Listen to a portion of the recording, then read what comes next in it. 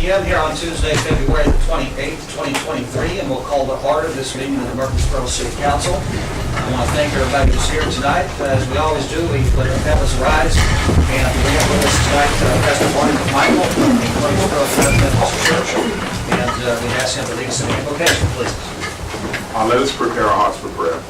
Heavenly Father, we thank you for every opportunity of prayer. We thank you for this city called Murphysboro, its leadership. We ask that you come into this place and you guide our hearts and our minds. You prepare us to listen to one another. You prepare us to do your will. Grant us safe traveling mercies when we leave this place. It's in the matchless name of Jesus the Christ we pray and give thanks. And God's people said, Amen. Pledge of allegiance. I pledge allegiance to the flag and to the republic for which it stands, one nation, under God, indivisible, with liberty and justice for all.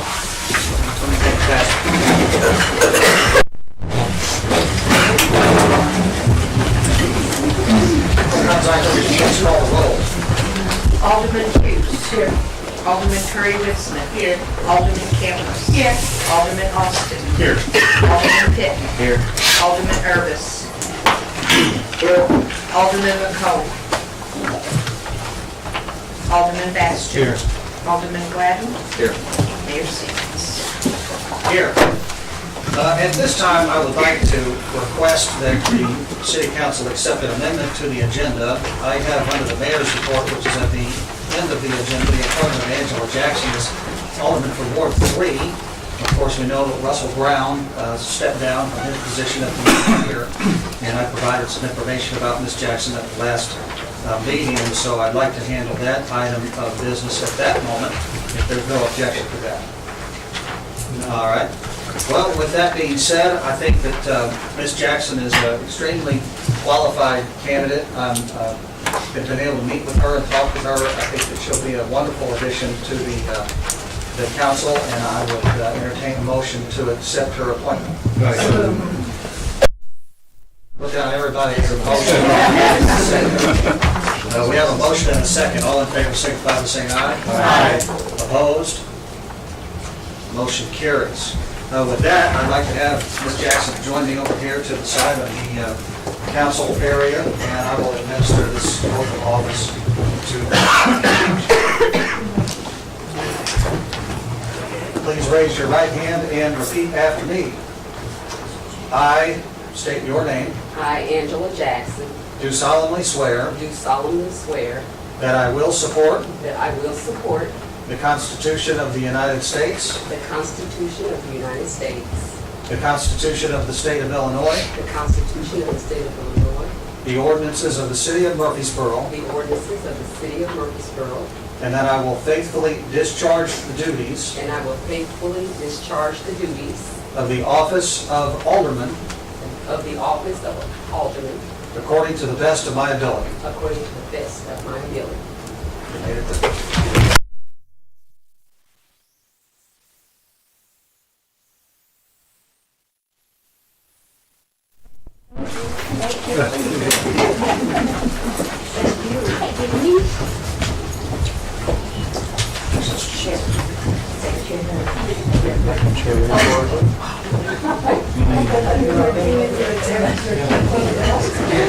Yeah, I'm gonna move down.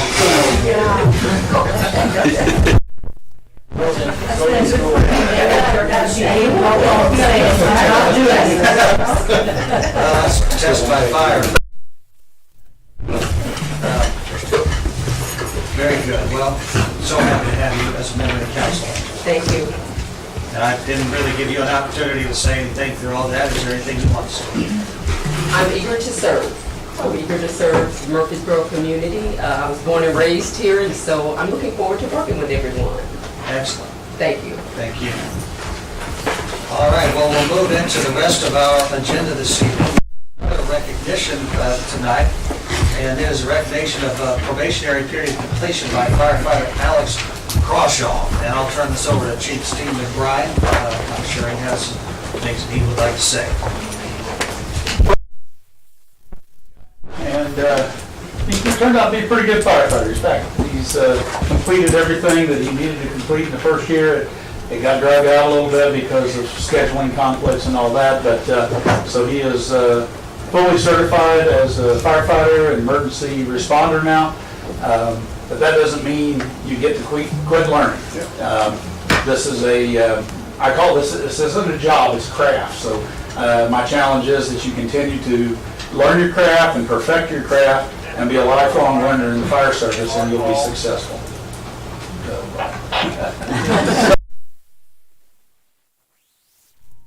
Keep it.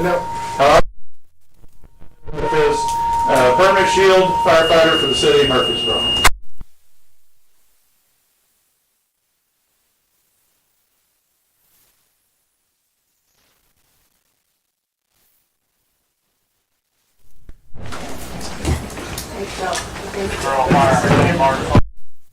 It's almost a child. It's almost Good example of them imitating the craft right there.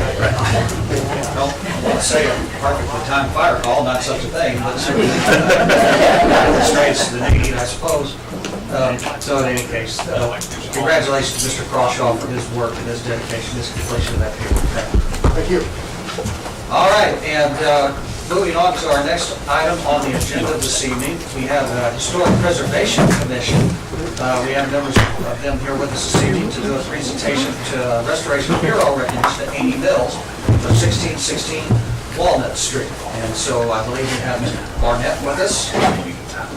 We just want to present that Murphysboro Church Restoration Committee wants to present this to Amy for the restoration of 1616 Walnut for Fay Cafe and the factory at 17th Street. It's a pretty big deal to be able to restore buildings on our main street, and not too many of them, left from that era. And 1926, I believe, right? I think earlier than that, because it was 1916 and then destroyed. And the tornado, and then it was rebuilt in Exactly, 26. yes. Yeah. All right, well, really appreciate everything you did, and it looks great. Thank you. We are so grateful. We are grateful to the city and to all of the people who helped us put this project together. It would not have happened without the hard work of so many people.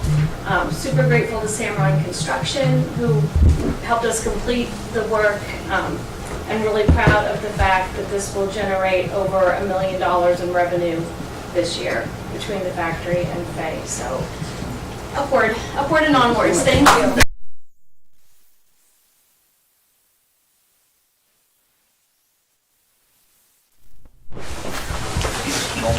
Folks to speak out there. Yeah.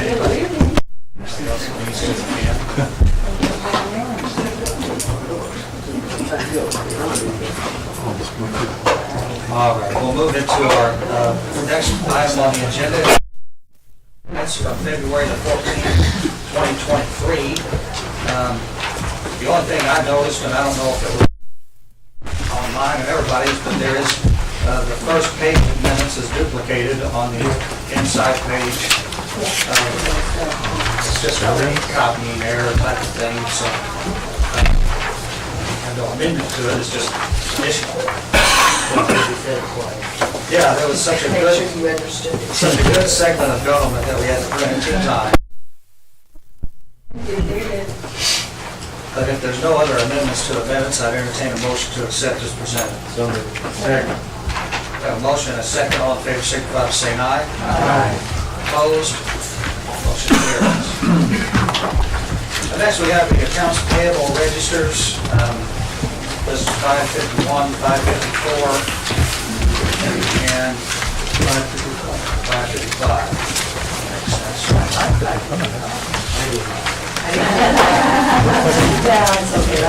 It's the check for the Spears.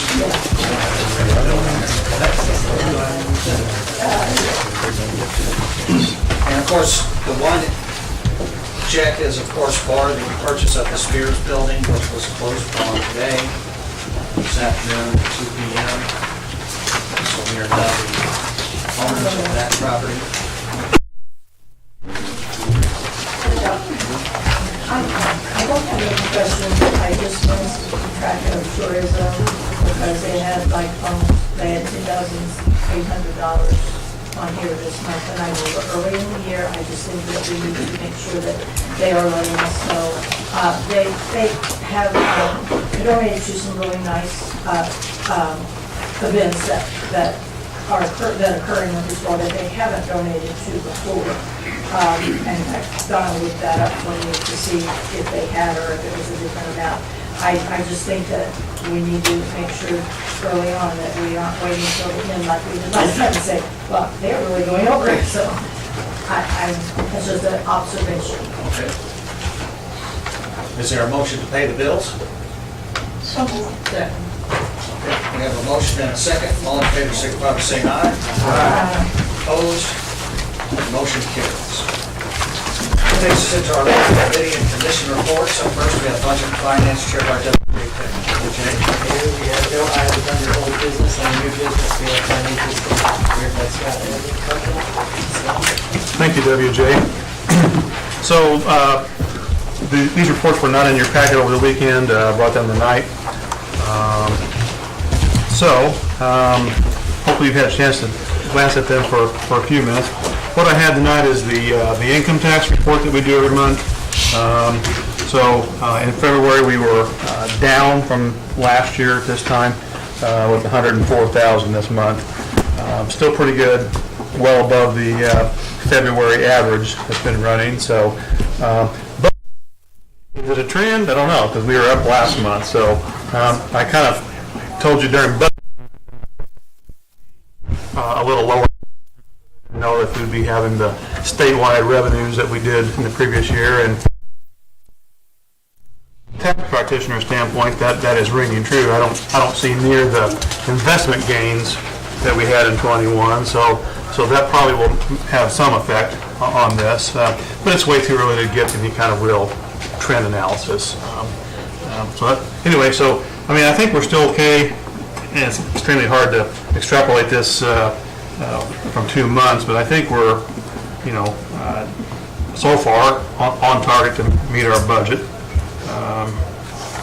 I think we should still be okay, but we had 10 months ago, a lot of things can change, so just some food for thought.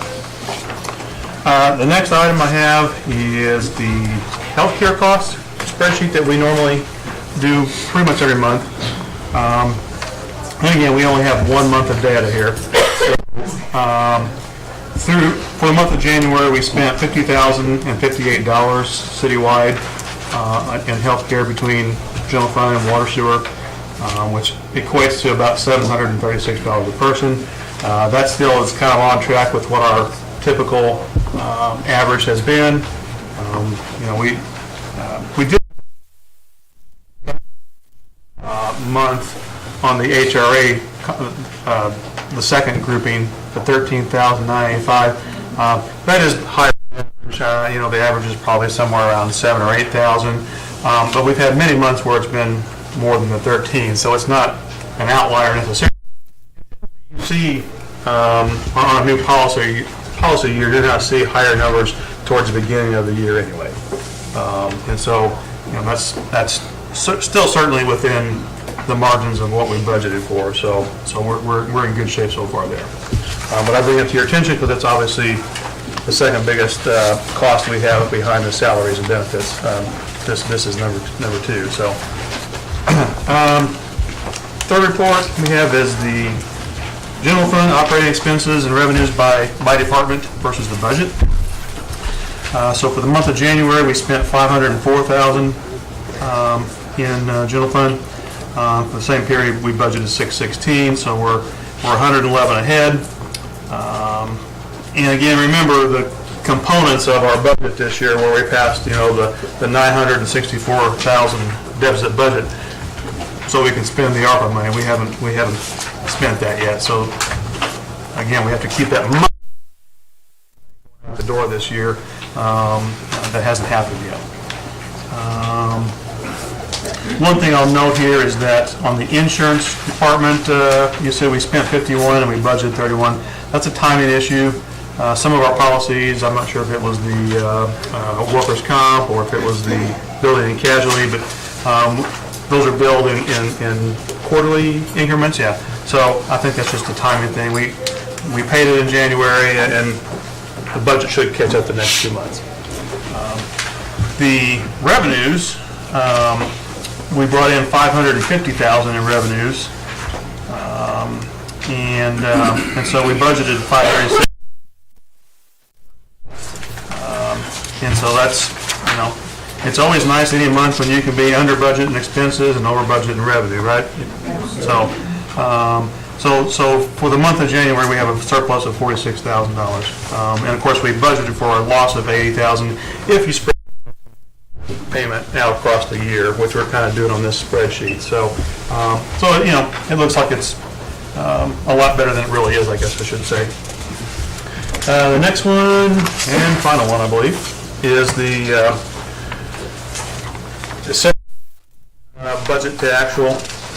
And so for the month of January, we spent $271,000 and change on salaries across the city, and we budgeted $324,000, so we've got a cushion of $52,000 going into the other 11 months. So that we will need that cushion because, as you remember, we have 2 months that are 3 payroll months, and so it kind of swings around when we have those months. I'm not sure when those months are this year, but could be. Yeah. And so we definitely want to have a cushion built up going into that, and not be behind initially the first month. So any questions on these reports?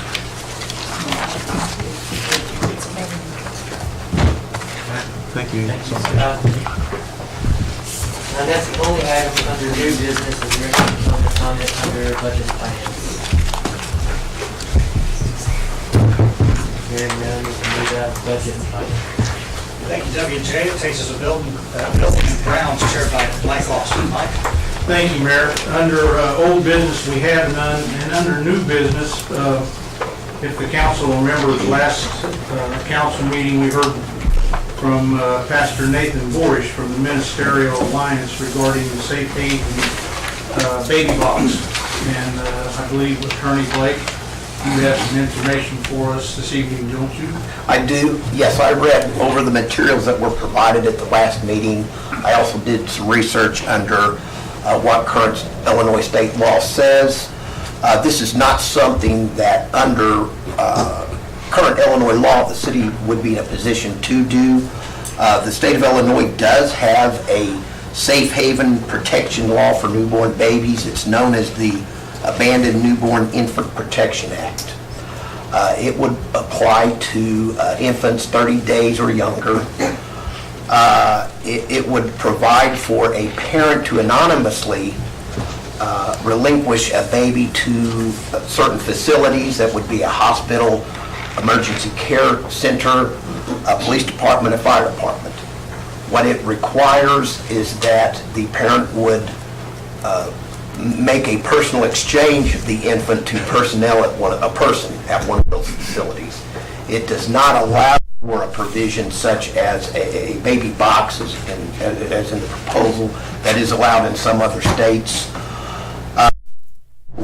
When the current act is complied with, when it is dropped off to personnel, as is provided by Illinois law, it provides immunities to whatever facility it would be. If it is a fire department, police station, as long as the personnel act in good faith, there's an immunity provided to the city, the personnel involved.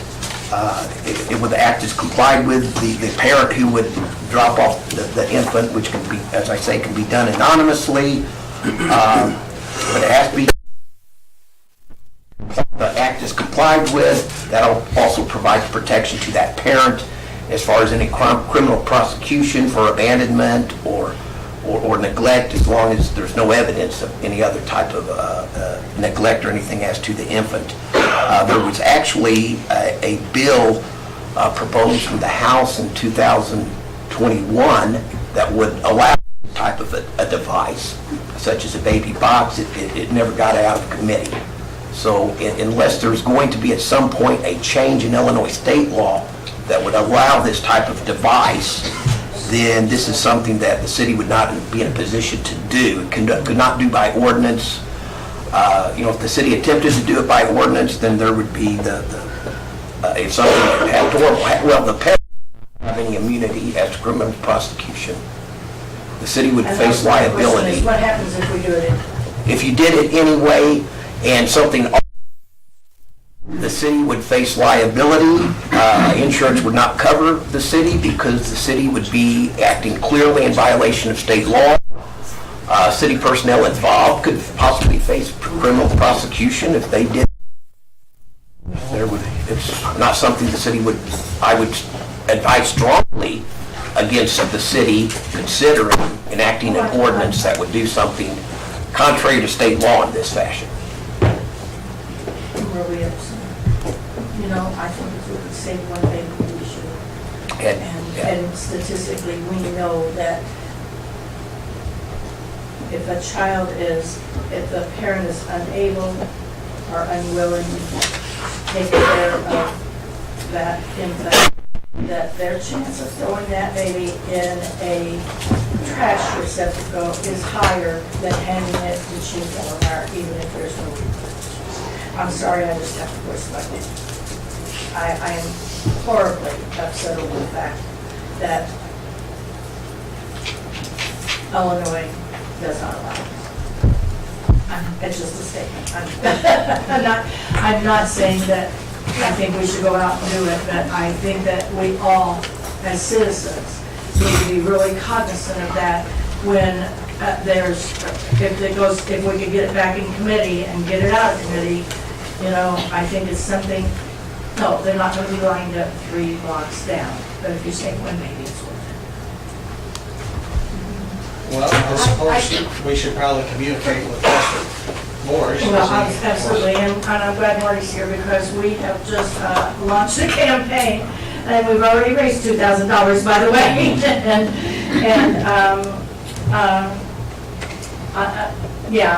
We need to talk to Nathan to let him know because there's also a Christian youth group that's working with that through the high school, trying to collect money. So if we can, we need a good lobbyist. But my question is this, the city cannot get involved, but the church as an entity. No, I don't think so. No? Because it's still state law. I'm sorry. All right, well, Richard, thank you for that update. Thank you, Richard. Is there any Thank you, but public- I don't like it. Is there any public comment for buildings that are blanket? If not, Mayor, we can move out. Thank you very much. That takes us to community relations. We have no old business under community relations. Under new business, we have the consideration of some street closure requests. First up, we have a request from START. They are wanting to host a block party on Saturday, May the 20th, 2023. And we have their form here in front of us. Any questions or considerations on that? I would move that we do that to start. We did that last year. Second. We have a motion and a second. All in favor, signify by saying aye. Aye. Opposed? Motion carries. Next, we have a consideration from Molly's Pike for their St. Patrick's Day request, and we have that street closure request form in front of us. We do have, I think, one of the owners here from Molly's Pike, and so I'd entertain any questions from the council. Ms. Hughes? I am very much in favor of in-town businesses and festivities that they can do. My question is, 5 o'clock, for 5 o'clock in the evening until 2 p.m. for 2 whole days to open that up, is that absolutely necessary, or could it be half of the street, or, that's a long period of time to close down a busy street. Yeah, it's just that half block in front of my business. Okay. From the highway to From Locust. 13 to Yeah. And the other thing is, I'm sorry, because of this form was created a year ago, because we had it up for a lot longer than it was, and it was no fault of yours, the people that put up the stage didn't come back to take it down, but that's why this form was created. So I think that we need to be cognizant of the fact that at 2 PM we want that down. You know, I doesn't need to go into Monday and Tuesday and. Last year, if you could remember, Nick, you had mentioned the same type of structure. Yes. And the 5 o'clock was actually before, because they started putting up the tent. Yeah, they showed up like At 5 hours noon. early. Yeah. Right. Yeah. And then at the time that you had said that it was coming down, Murdale True Value was not coming over on a Sunday to take down the tent. So it ended up staying up until Monday Monday. afternoon. So my question is, have those two issues been resolved? And is it on 2 o'clock, is it going to be taken down, or is those workers still not going to come over on Sunday to We're, take down that tent? We're only doing business in Murphysboro this year for the rentals. So it's all being handled locally. We don't have to worry about when they can have workers out. It's basically all me and Ian. We're setting this whole thing up in whatever hours we can when we're not working, and taking it down as soon as we wake up in the morning. So you're saying that at 5 PM on Friday is when you will start putting it up? That's when we start putting it up. It'll And take a it will couple be down hours. by 2 o'clock on Sunday? Absolutely. It's my understanding, are you using the borrowing a tent from the American Legion? This is the one that Brewfest owns now. Oh, I see. It's the revitalized. I think it's that same one that says American Legion on it. Yeah. Okay. So. Cheap, I know right? that we- How much of the street is going to be covered by this tent?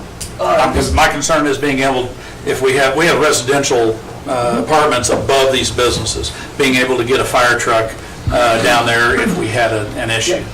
Yeah, according to NFPA, we leave that 20 feet open on the side of that tent, so you could get anything down there. Garbage trucks Well, were in there. the 20 feet applies to outside the collapse zone of a building, though, which is 1.5 times its structure. So, 1.5 times its height, so that is a concern for me. But just so the engine can get through, so there. Yeah, there but can be we can't park up fire. against a building on fire, because if it collapses, then it collapses on our equipment. So how big is this tent? It's 20 by 30. Okay, so can you put it all the way to your side of the street? Yep, that's what Okay. we usually do that. Yeah. Okay, so we should be getting at least half of the street then? Yeah, Okay, yeah, 36-foot wide street there. I'll give on that west side. okay. All right, that's the main concern that now, is there going to be barricades at the north and south end of the street? How are we shutting it off? I'm not sure how that works with the street department. Well, typically with street closures, the street department provides a barricade. Okay, so who is going to move those barricades at the end of the night, have access to that one side of the street? I'll make sure that they're moved. Okay, all right. All right. Mr. Pittman, did you have something? There is a fee after we vote on this, if it's approved, there's a $100 fee. I have that back.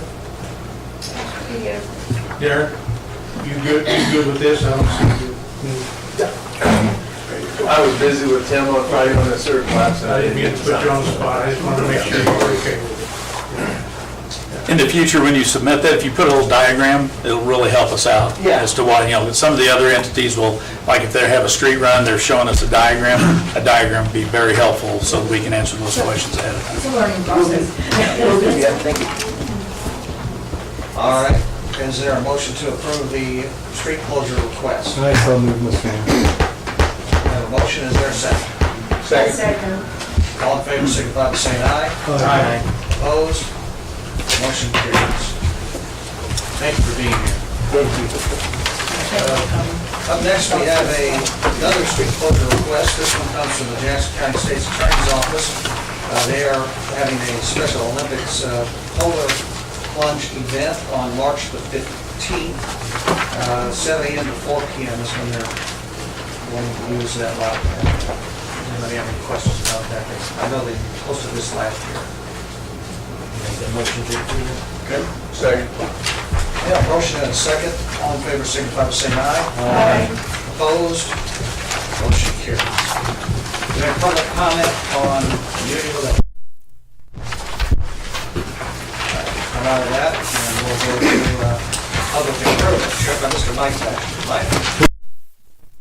Under old business, under new business, we have the Main Street presentation of the downtown historic district, and I assume it's up to the Yeah. During the presentation, I don't, oh, Jamie, I didn't know he was here to do it. Okay. So the purpose of tonight is really to keep you informed as a city council. About approximately 2 years ago, I came and stood up here and just informed you all that Main Street felt very passionate about doing everything that we can to help people purchase buildings, renovate buildings, and just preserving them. So over those 2 years, we've paid thousands of dollars, raised money and donations from Main Street to fund a local business to be able to do all the research for a historic district.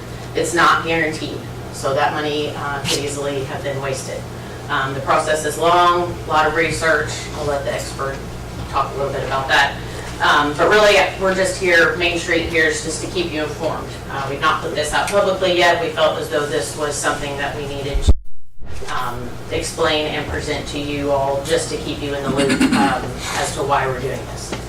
As of December 2022, with actually the help of Chief McBride and Mr. Dan Vost that actually stepped in when I had a death in the family to go to Springfield for that approval, stepped in to be able to unanimously get it passed at the state level, and then it was sent on to the federal government where we thought we would be sitting on it for quite a while.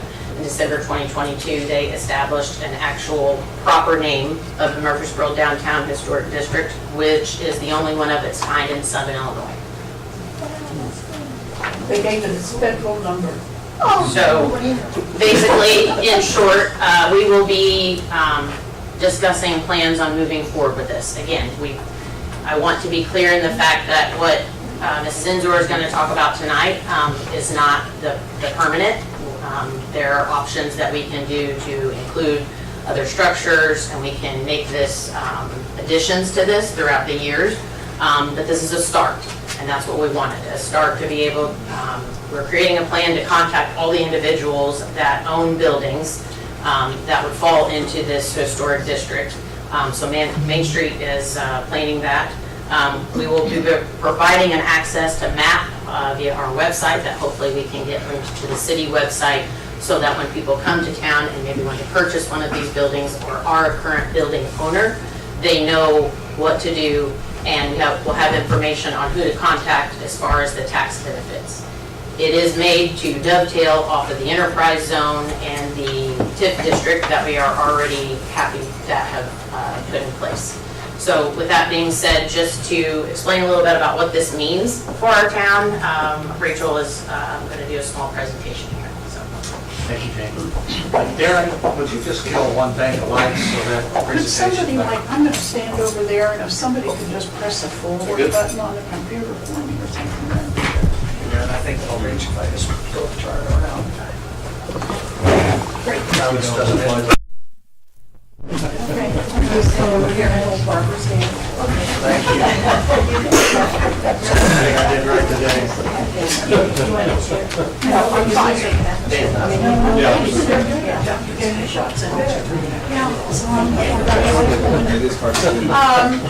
Well, this is the Murphysboro Downtown Historic District, and it's from 9th Street to 15th Street, Locust, and Chestnut.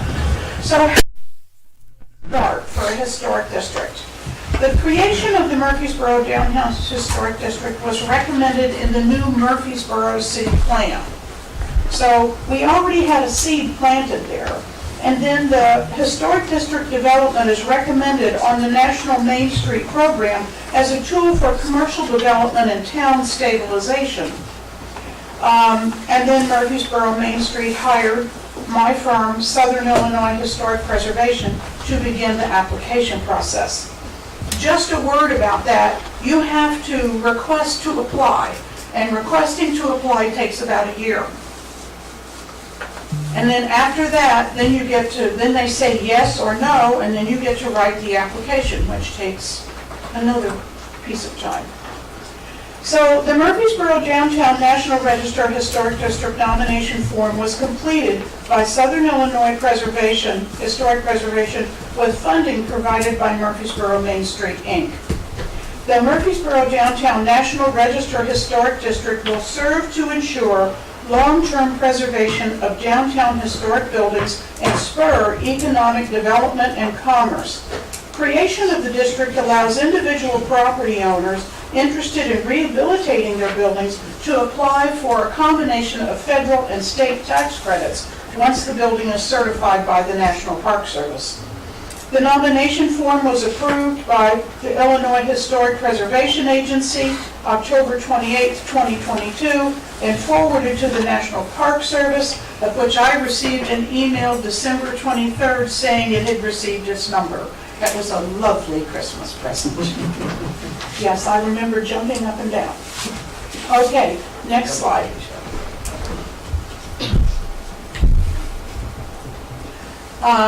The historic district is built around the courthouse because this is where everything cropped up from at the very beginning. And so that's where it started. That's where the original businesses started. And it's built on a courthouse plan, a famous courthouse plan. And then it proceeded west in commerce. Okay, next one. This is a boundary map of the contributing and non-contributing structures.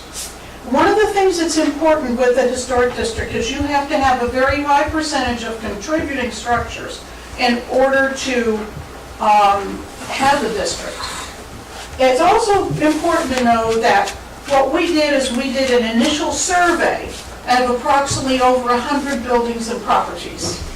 And then it was sent to Springfield, and they took that information and they drew the boundaries. That was nothing to do with me, and I will not argue with them. And most people, if they're smart, wouldn't do that. They would just do what they're told. Right? They're the one who gives away the award. So, okay. We have 58 contributing, 7 non-contributing, 1 object, and 4 National Register properties. Next slide. Okay, there we go. Significant criteria. Locally significant for commerce, transportation, and architecture. You have to qualify under certain categories. And in our particular case, we qualified under 3 categories. Commerce, we had lots of banks in Murphysboro, and transportation, we had lots of trains, and then also architecture. Lots of, in fact, Murphysboro, as an architectural historian, downtown Murphysboro is a history lesson in American commerce and architectural commercial styles. This is a commercial district. This is not a residential district. There are no residences in it. It is only a commercial district. That's pretty important to know. So then they declare the period of significance, which is from 1869 to 1969. 1869 being the oldest in situ building we have, and up to 1969, which is our window of what could be accepted historic. So we have commerce and transportation. Property is associated with events that have made a significant contribution to the broad patterns of our history. And C, architecture property embodies the distinctive characteristics of a type, period, method of construction, or represents the work of a master and possesses high artistic values, or represents a significant and distinguishable entity whose components lack individual distinction. Okay, anybody want to repeat that for me? Okay, next slide.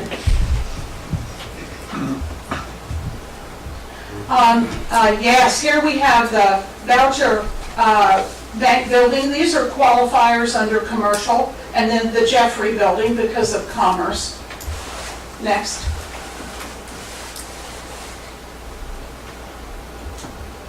And then we have criteria C, which is architecture, and this is the START station, but it was the Illinois Central Railroad Depot pre-1925.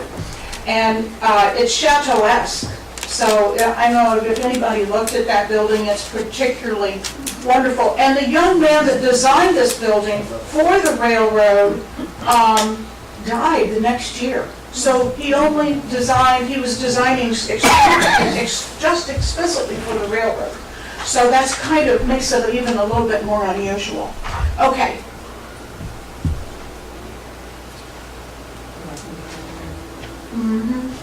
Oh, okay, during about our period of significance, 1869 is the Willis Building. Not that the front of it is the oldest, because it's not, it had been refaced. But the sides of it and the back of it are still part of the 1869 structure. How about that? You have to get up real close and personal to figure these things out, but you know. So, and then the modern building for 1969 is a Regions Bank building in a modern style, and people are probably going, is that really historic? Yes, it is. It is. It's modern architecture, and I know you go, but no, it really is. It's very important. Like I said, this is a trail of American commerce and architecture in our town. Okay, next slide. Oh, and this is just a view showing the commercial expansion to the west.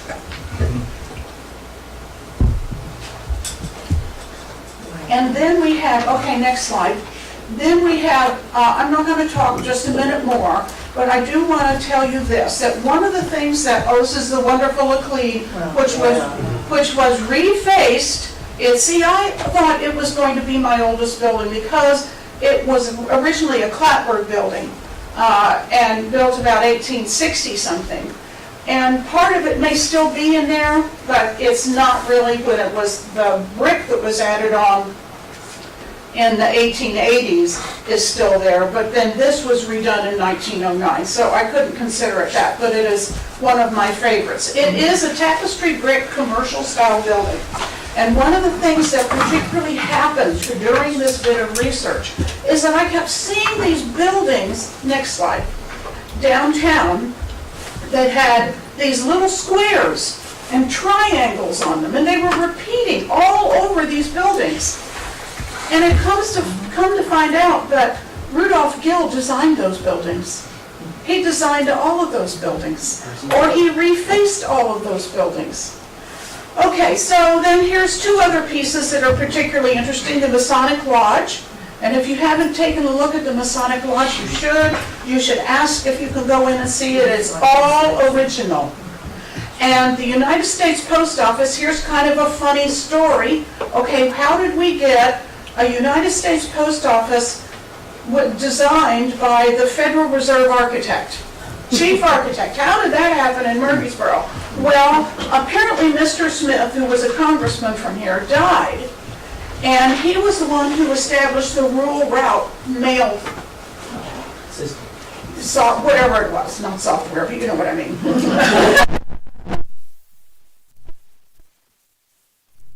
Right, unexpectedly. And all of his buddies came to town for his funeral.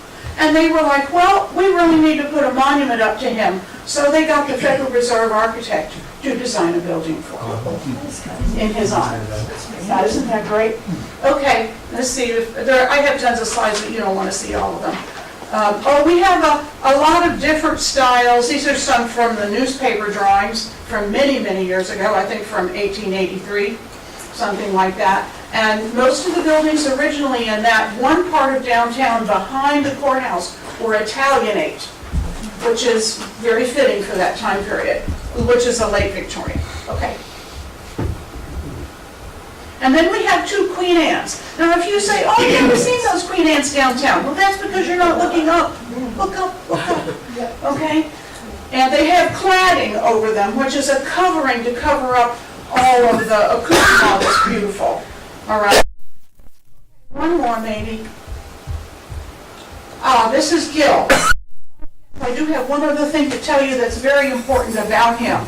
When our town was hit by the tornado, he is the person that was responsible within 24 hours of forming committees in Murphysboro for restoration.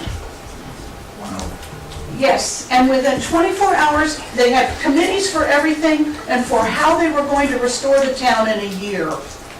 And you know what they did? And when I did this presentation, one of the people on the ISAS committee specializes in that type of, disaster and architecture and renewal. And she said, that's an amazing number. So I just want us all to kind of keep that in mind because we're approaching an anniversary of the tri-state tornado. And we really proudly, so also our town, I kind of refer to it as the town that Gil built because there's probably 15 or 20 pieces of architecture design. So, any questions?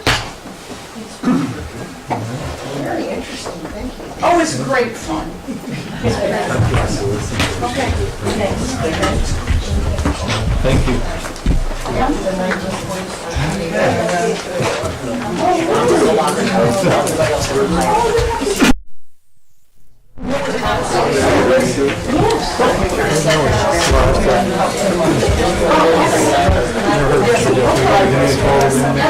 Jamie, did you have anything else you wanted to add? I did.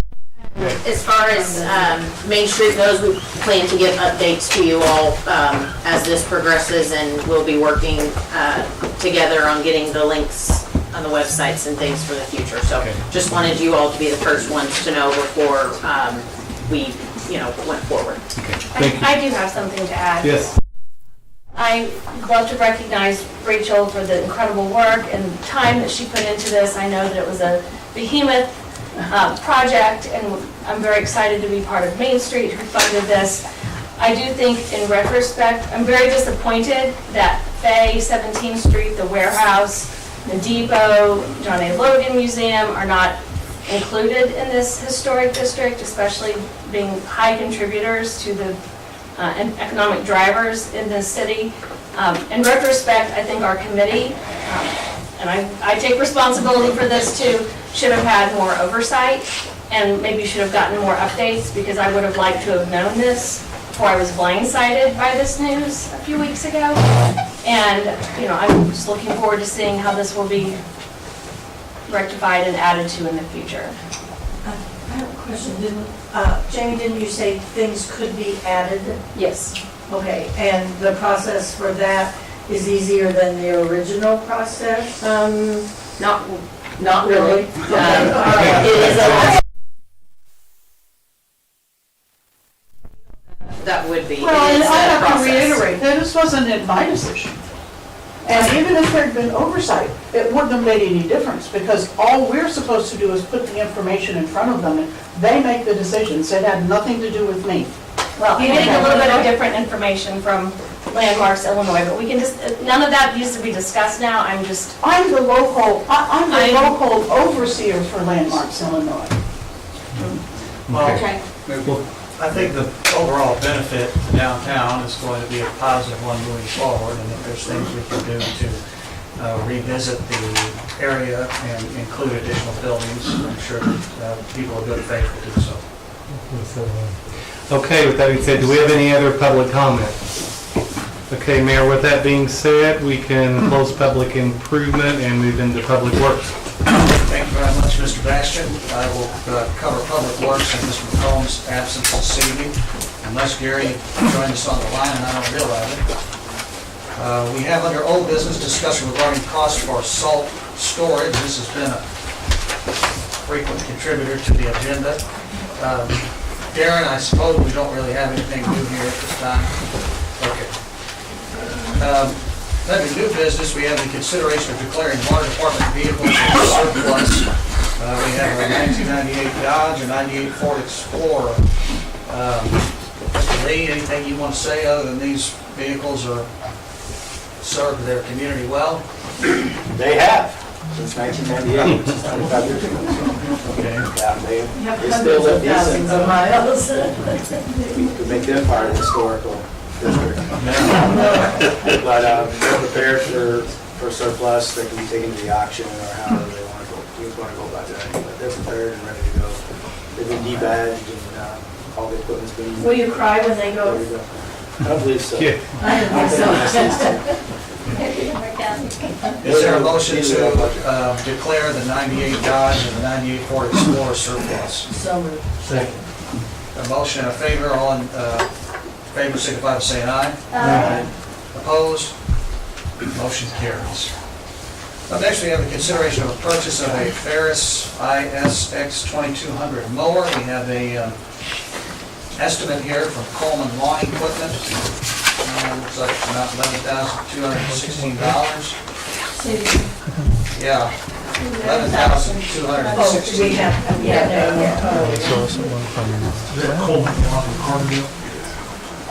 It says 1002 West Pine on the estimate, but yeah, their only location I know is in Carbondale, and one Steelville.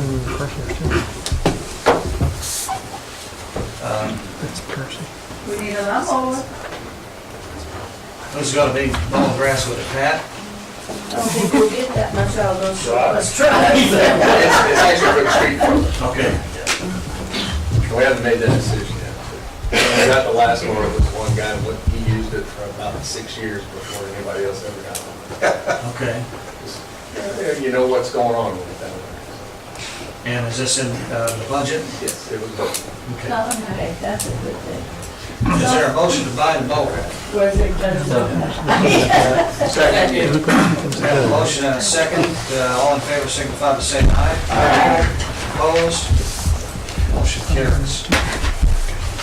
Lastly, I wanted to, on the Public Works anyway, mention that recently Frontier Communications came to me and said that they are wanting to do a similar project as to what Clearway has done in the city.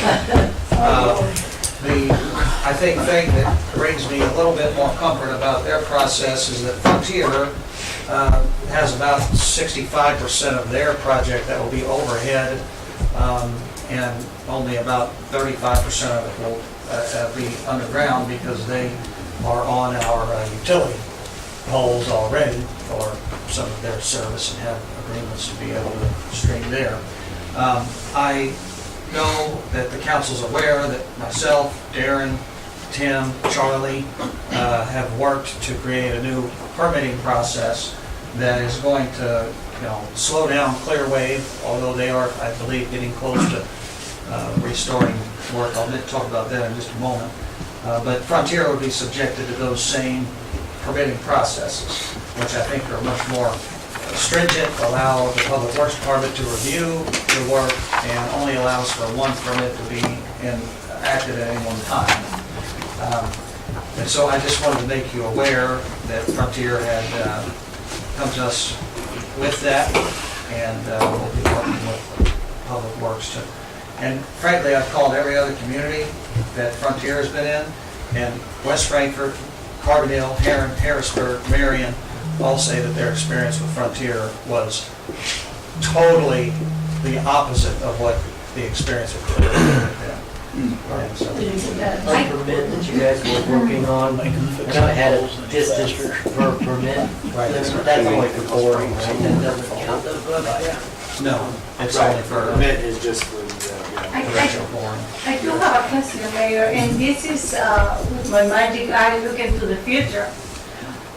Instead of using or requiring them to do the overhanging with the utility poles, shouldn't we try to start going underground? Because actually, those cables are horrible.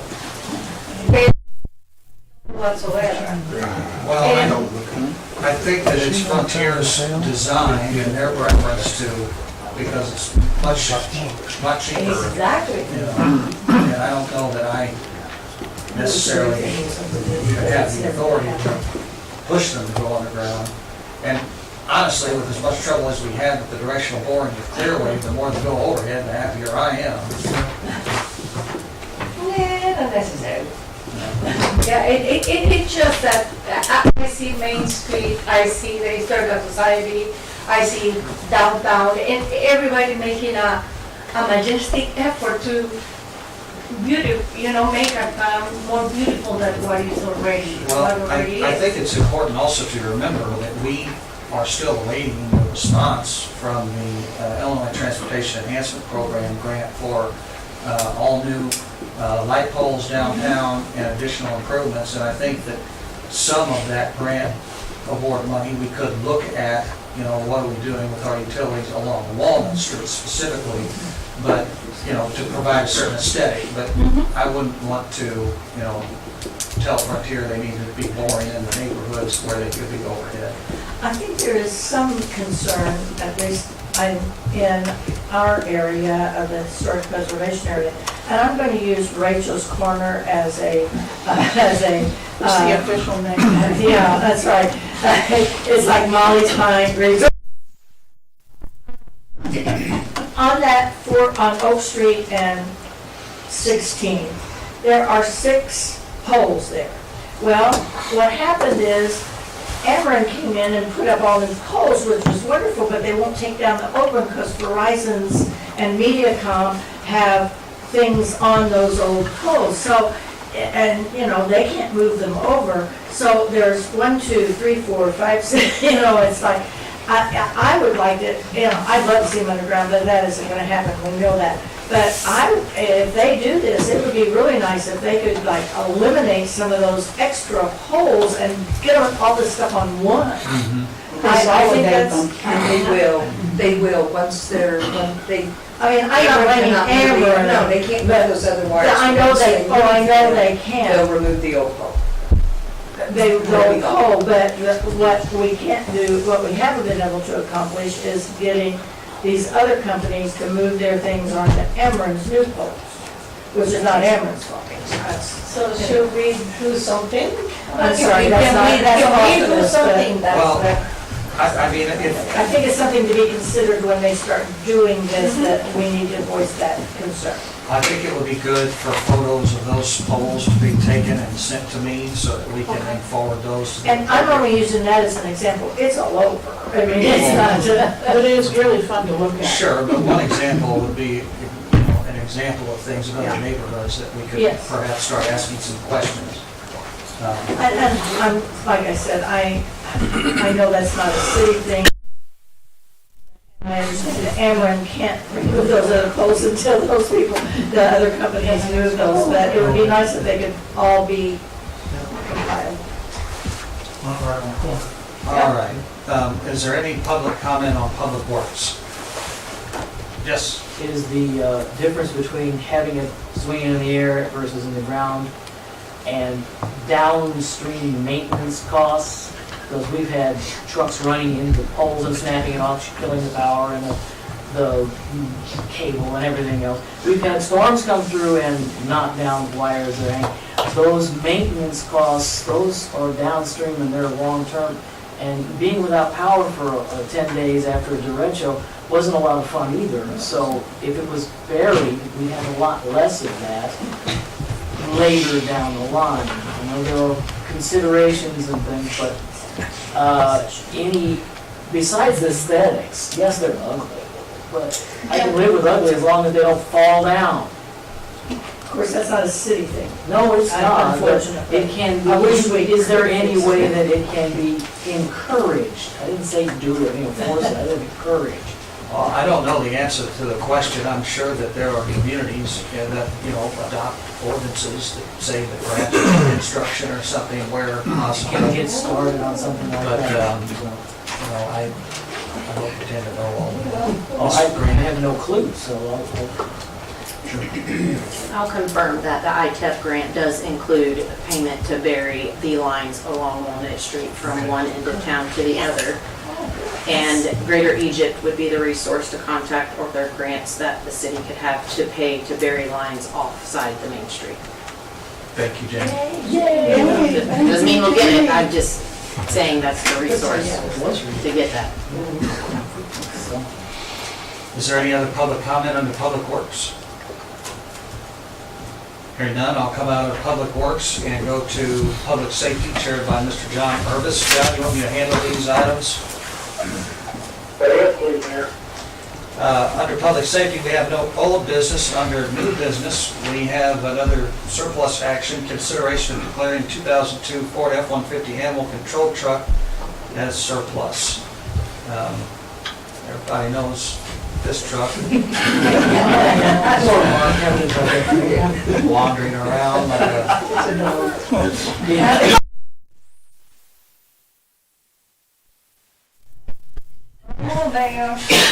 We have a motion, is there a second? Second. All in favor, signify by saying aye. Aye. Opposed? Teacher's gonna be so excited to be with us. All right, that takes us to personnel chaired by, is there any public comment on the public safety? We'll go to personnel chaired by Ms. Barbie Hughes. Thank you.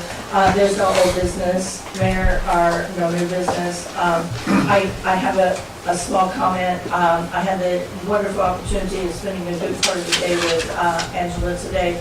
And I did take her around to meet everyone in admin and at the Public Works office and fire and police. I need to get with Pat so that she can tour down at your wonderful plant. And, but I look so forward to working with you, and you're going to be a wonderful asset to this council. And thank you for spending the day with me and meeting all these people. Absolutely, I enjoyed it. Thank you. All right. And there's no new business that I know of. Have you made the contact yet on a meeting we had last week on negotiation? I sent an email today after Okay, seeing her thank you. reply. Thank you. And is there any public comment on personnel? Hearing none, I think we can get out of it, Mayor. All right, thank you, Laura. Under the mayor's report, I don't have anything else printed on the agenda, but I did want to say that I, along with a number of other people, attended a tabletop tour on Saturday at the Murphysboro Event Center. It's a really wonderful event that I think does a good job of raising money. It's unique as far as I know. Murphysboro is in recent years, and so I just commend all the folks that helped organize that together. It's a wonderful event. There were some beautiful tables. In fact, Andy had one, you had one. Yep. It was very well attended. Yeah, it was. I also just want to make note, the council may remember that we did allocate funding to overhaul the city website earlier in the year, or late last year. I have a meeting in the morning at 8:30. Idea Creative is going to show me, they say that the website is basically, the revamp is mostly complete and going to be showing me, previewing it to me, and then we'll go from there. So I just thought I would update on that progress. Happy to be spending our money more locally. And lastly, I did mention Clearwave, and I meant to have this printed on the agenda this evening. After some back and forth with Clearwave, they did ask for 2 amendments to the permit that we had put forward. We had said that we would only allow 2,000 linear feet per permit. They said that their boring machines and whatever, it would just be much more, particularly the way some of the projects were designed, if we would allow them 5,000 feet. And talking with Charlie via email and some others, didn't seem like there was a large objection to going the additional linear feet. And so we did amend that. They did ask for some amendments to their time of work, which I wasn't interested in obliging because they were wanting to work like till 7 o'clock p.m. and then also be working on the weekends. And I just didn't think that that was going to be a good situation. We want them working when, our employees are here and able to respond. So I think we've got all that worked out. Guys, do you have anything else to add to that? I received yesterday, I haven't had a chance to send it to you, but they sent me 11 more permits yesterday, so. Well, they're certainly eager to get. I don't think they're all talking to each other on their end either, so. I still think that even with 11 permits that, we have control over that, to keep that slowed down, to keep control of that, to make sure that we don't get out of hand like we did before. We had cruise runs. So it's hard enough to keep up with the locates as it is, not to mention we've got thousands of feet on each one of these projects that we have to send the person out to mark all the utilities. And if they don't do it in due time, we have to go back out and mark them again. And that's resources on our end for paint, material, etc. But I think, Tim, do you agree we've got a good permit together at this point? I do. I just think that we need to make sure that we do enforce it and stay on top of it. Okay. Charles? I was just curious, have they They wrote us a check. Did it? Yep. Took care of it? All the outstanding invoices for the Clearway project, as far as the fire department is concerned, have been satisfied.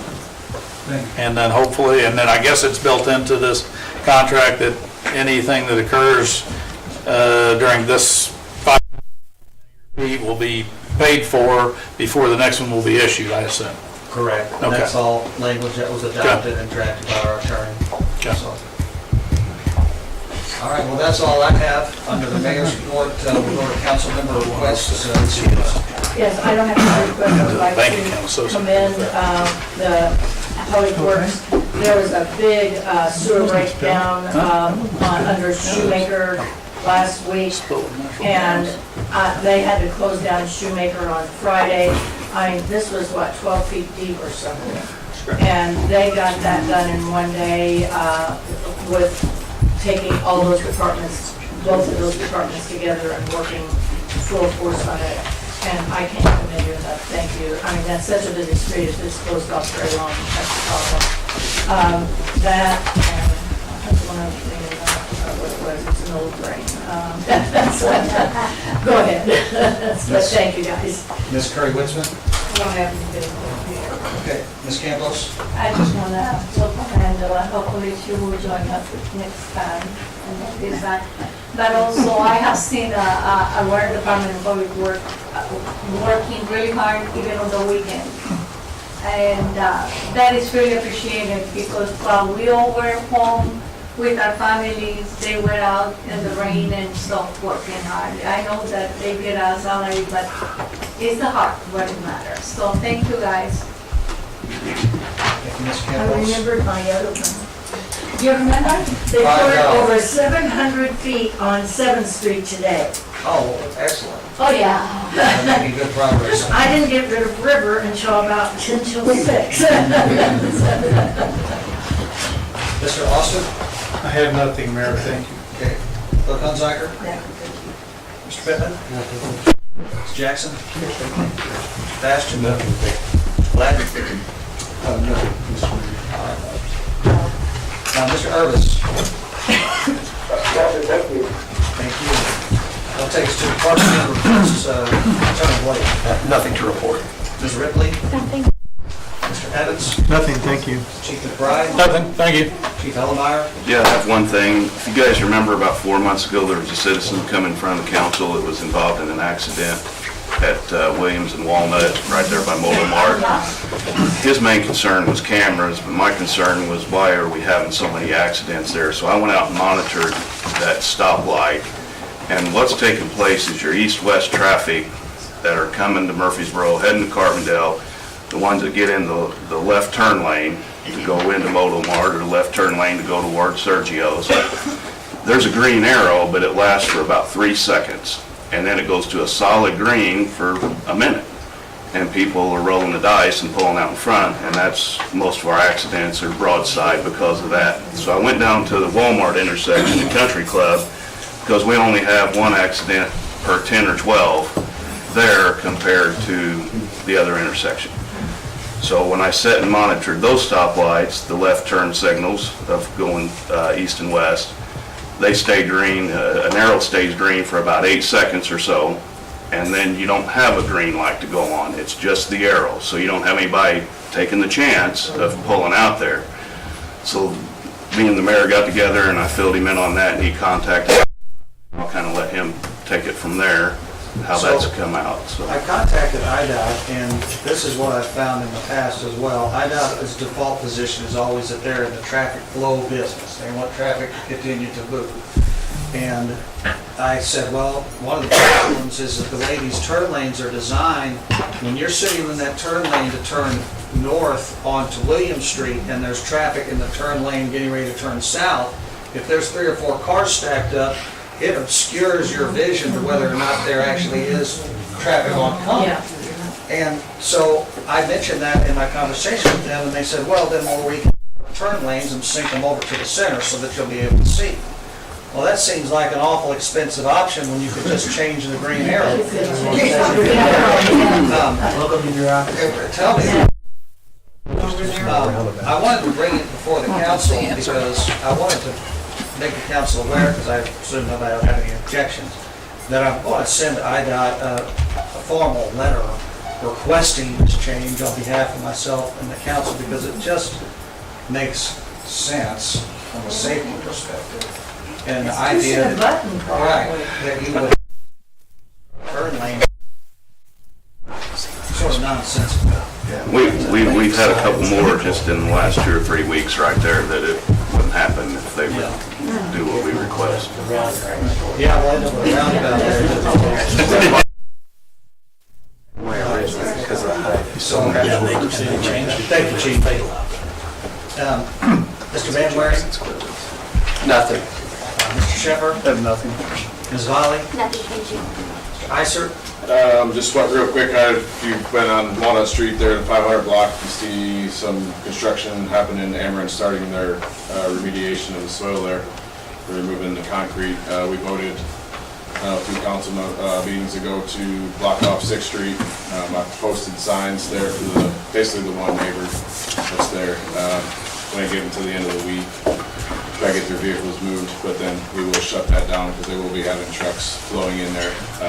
We're going to barricade it on the north and the south side, and when they have trucks coming in, they will have a flagger there as well. So we'll see. When's the big tent? Big tent will be a while.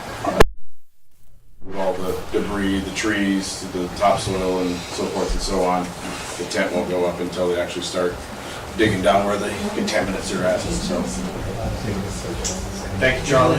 Put that big. To touch on what Alden said, I just want to formally thank Darren and his crew for helping us out, for providing additional resources and labor on that. It was found that sewer 12-inch main was broke down just before Shoemaker Drive. So we dug down thinking that we could make a spot repair, and then we just couldn't get good pipe.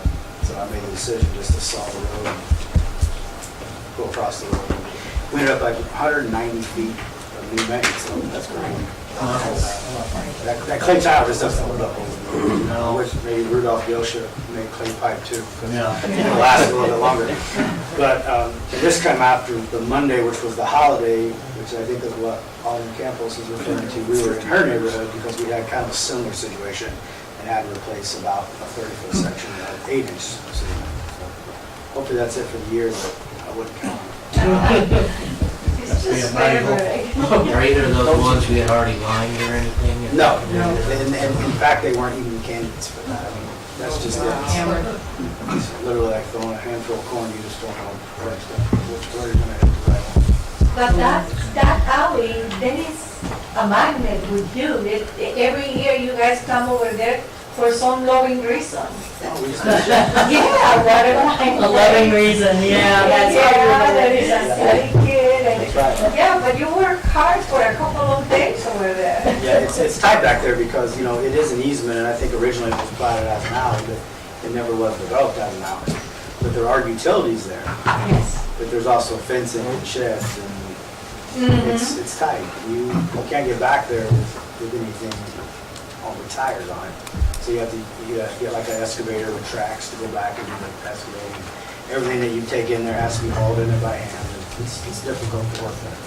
Yeah, I was surprised whenever they had that building over there, pretty much on top of the Yeah, it's close. utility. Yeah. Close. After 30. It's there. It's We'll work there. around it. Mr. Gladson? Nothing. Mr. Mills? No. Is there a motion to adjourn? All in favor?